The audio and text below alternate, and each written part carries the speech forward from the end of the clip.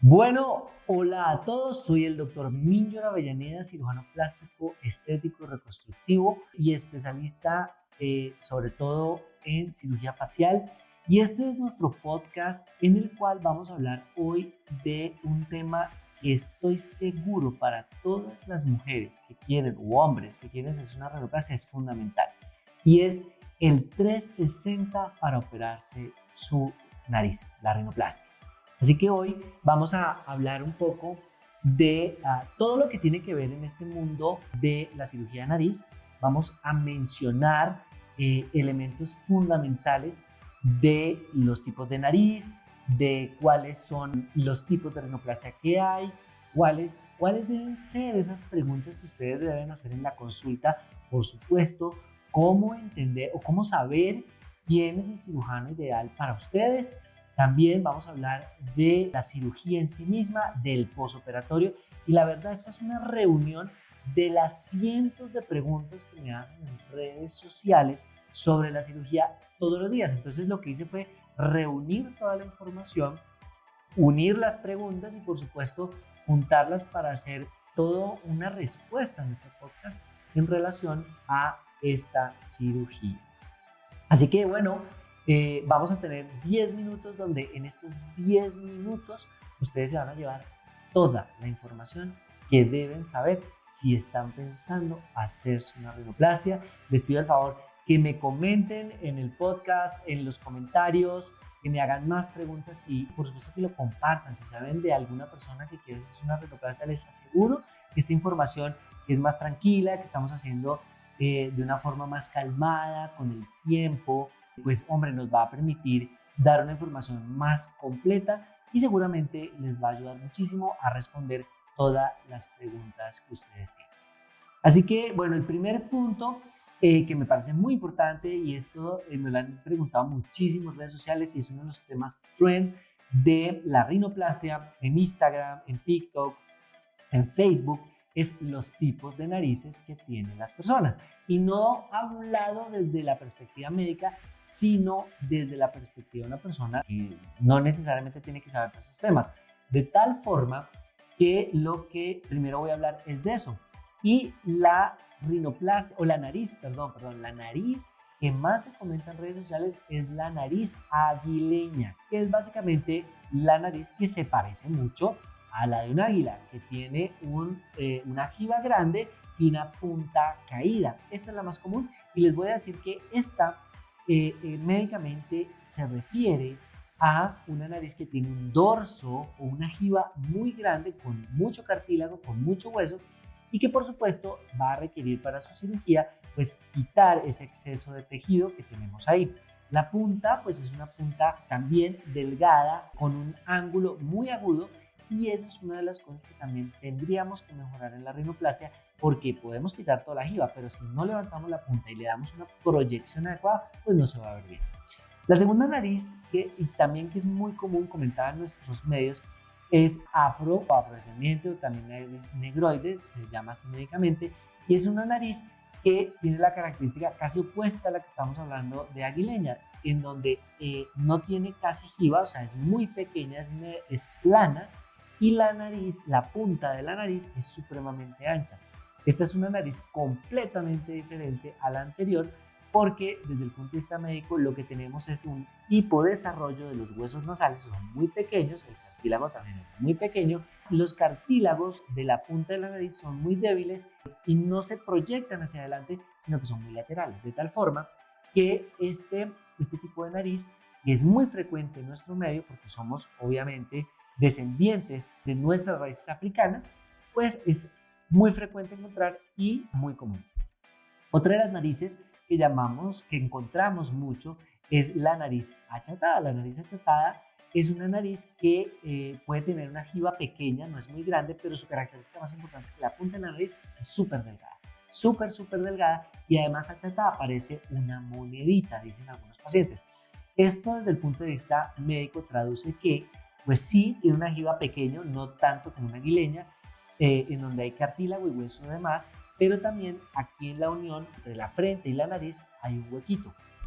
De tal forma que eso va a ser un punto importante Y la punta es de lo que más se queja la paciente que tiene este tipo de nariz, que cuando se ríe se le cae y como que está caída, esa es la palabra más usada. Esto es la nariz de estas características. Y la última es la nariz desviada, la nariz traumática, la nariz en donde el paciente lo que está diciendo es que tiene una nariz que tuvo un trauma o que nació así o que de muy pequeño no sabe si se golpeó y pues no está centrada, sino que tiene alguna desviación, tanto el dorso como la punta. Puede ser una de las dos o las dos. De tal forma que este tipo de nariz, pues además de requerir un tema estético, muy probablemente requerirá un tema funcional. Y este es el segundo punto. Cada persona que quiera operarse la nariz tiene que pensar hasta qué punto su nariz es solo estética o también tendrá un componente funcional.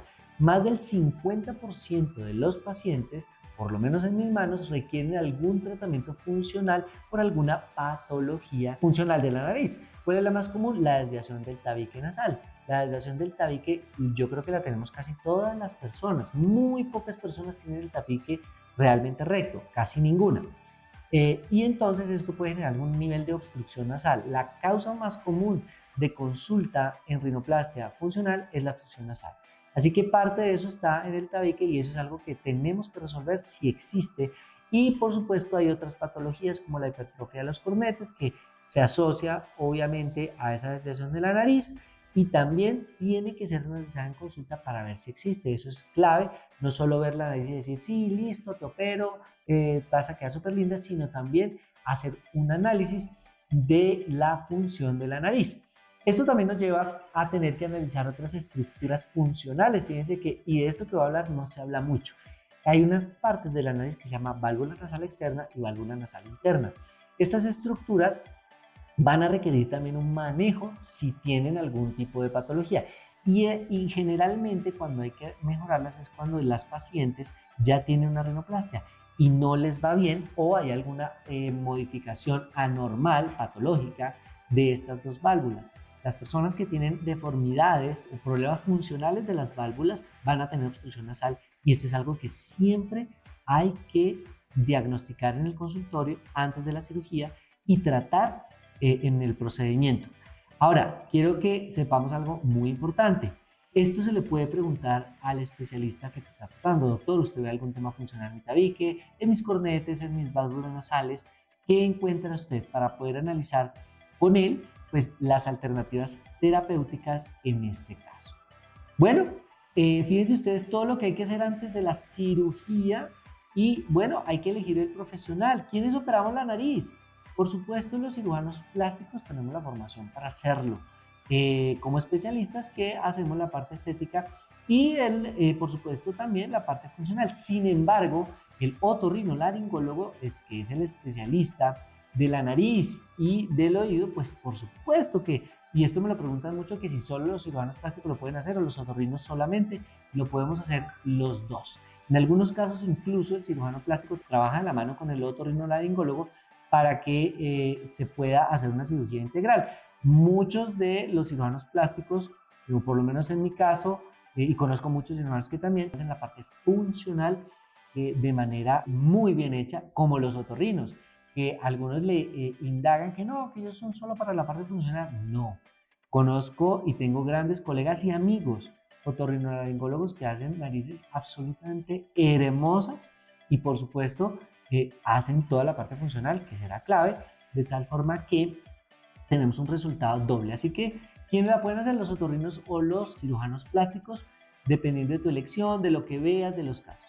Ahora, ¿cómo elegir el especialista para hacerse la cirugía? Es importante que elijamos al especialista teniendo en cuenta eso, que sea un especialista, que sea un cirujano plástico, un otorrinolaringólogo, que tú veas sus redes sociales, te guste su trabajo, puedas ver que tiene una amplia experiencia en este procedimiento y que realmente te gusten sus resultados, porque tipos de narices hay muchos y resultados de narices también.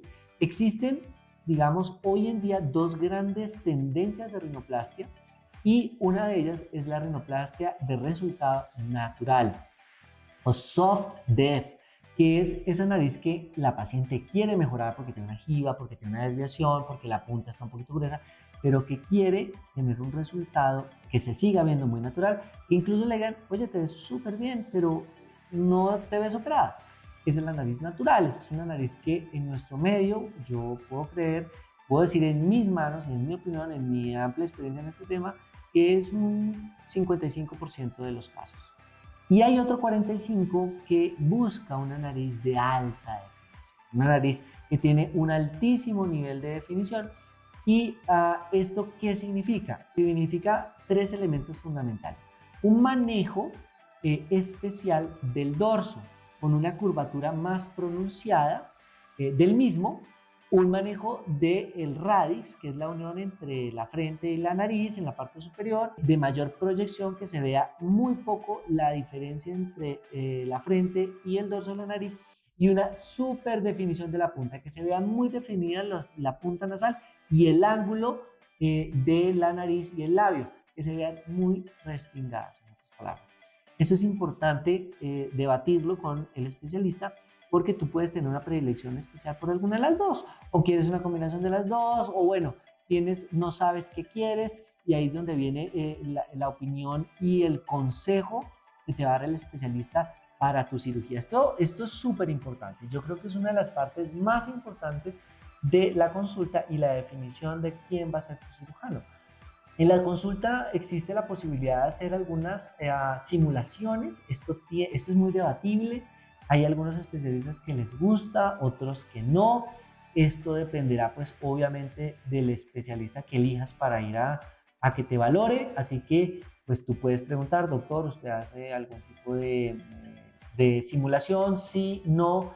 Yo quisiera ver, y si la hace, pues es importante que la tengas y que la veas muy bien y que hagas las preguntas correspondientes. Lo que sí es claro es que una simulación jamás es una forma de ver un resultado final, es una forma de aproximar lo que tú tienes en tu mente en una imagen, para que el cirujano pueda entender de una forma más concreta qué es lo que te gusta a ti, qué es lo que quieres lograr, y le dé una mejor imagen mental de lo que para ti es una rinoplastia bonita. Ojo con eso, realmente para mí eso es fundamental. La cirugía, hoy en día se habla de ella desde la perspectiva de si es ultrasónica o no.